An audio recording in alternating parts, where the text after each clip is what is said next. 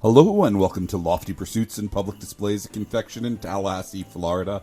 I'm Greg, and today we're going to talk about forgotten flavors of Christmas. So much of our candy seems to concentrate on the images, and today I want to concentrate on the flavors. One of those flavors is chestnut, and that's what we're going to make today on this cool machine by Thomas Mills made in 1871. That date is important because, as we mentioned in the last video, episode 181 about humbugs, the major sugar tax was repealed in 1874. This means that Thomas Mills was in the right place at the right time just as sugar became cheap and candy became a commonplace enjoyment for the common person in the United States. The diamond shape in this roller also behaves like the humbug, making the candy dissolve just a tiny bit faster, and this means you get more of a burst of flavor when it pops into your mouth. The hot sugar is already flavored and colored, and we decided to make the chestnut green because we already had a brown in the assortment, and chestnuts have beautiful green leaves.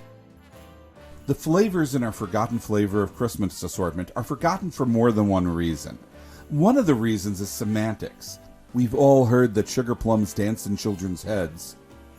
I'm going to pause right now and point out how creepy that sentence sounds. But sugar plums was a semantic change. Sugar plums meant back in the day superior or desirable. It didn't necessarily have any connotation to flavors. And they would have been made on machines like this or with a dragée process before this. And they could have been plum flavored, but they didn't have to be. And in our assortment, we also have figgy pudding, which I only ever encountered in the song We Wish You a Merry Christmas, where these carolers come by singing nicely to people, and then they demand, now bring us some figgy pudding. That seems a little rude to me, but it was very common and became less common when figs stopped growing in the backyard. It's not like they ship well, that's why you don't find them in supermarkets anymore. Although, unless I've been fooled by a meme, Hormel appears to have come out this year with a figgy pudding in a can. This is the makers of Spam, so I'm not quite sure I want to try it. If you want to try this forgotten flavor assortment for yourself, just go to our website, www.pd.net. We ship worldwide. Chestnuts were a very important food in the United States in the 1800s. There were 4 billion trees. The trees grew huge, the wood was straight, the chestnuts were delicious, fed wildlife and people.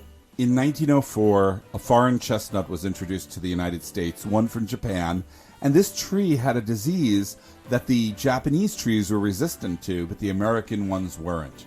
Over the next 40 years, the 4 billion trees were basically killed off in their entirety. There's a couple of stands in weird places where they planted chestnuts where chestnuts weren't native that have survived.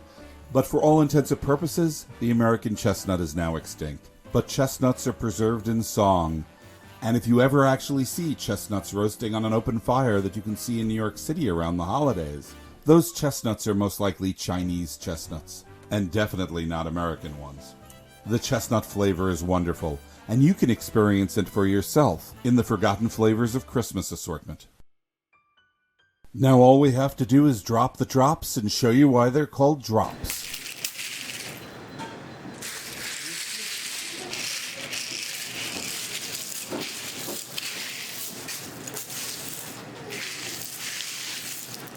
Now that chestnut is made, the fun part comes. We get to mix all the flavors together on our cooling table.